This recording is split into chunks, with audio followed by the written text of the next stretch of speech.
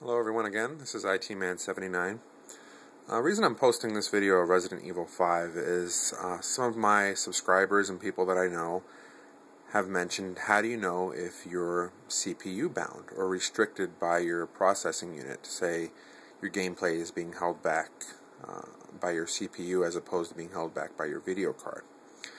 For this example, I wanted to run the Resident Evil 5 benchmark, running it at a CPU utilizing resolution of 1280 by 1024.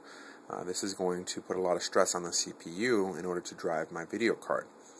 The system that I'm using is a 2600K that's been overclocked to 4.5 gigahertz.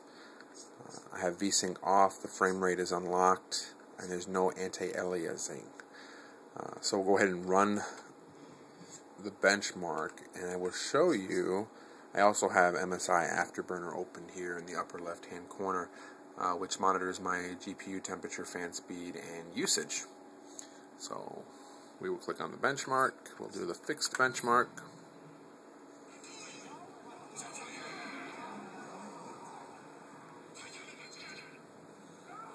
So as you can see, I am outputting some pretty extreme frame rates for this resolution. What this shows you is that the stress is solely on the CPU and not so much on the GPU.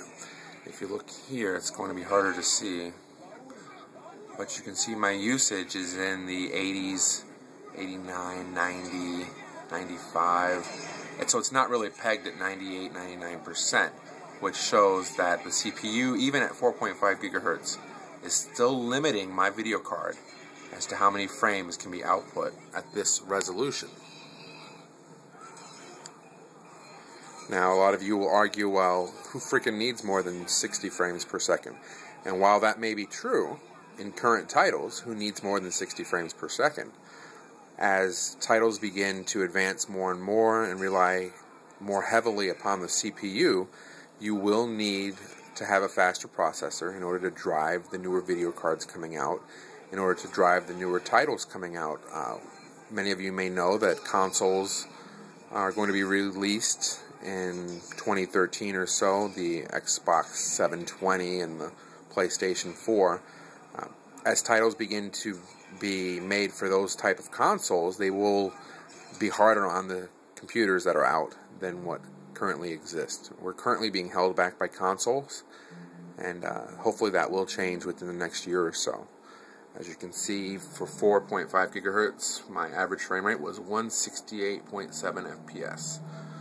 I hope you enjoy. If you have any questions, just shoot me a message. I'll try to respond back to you. Thank you.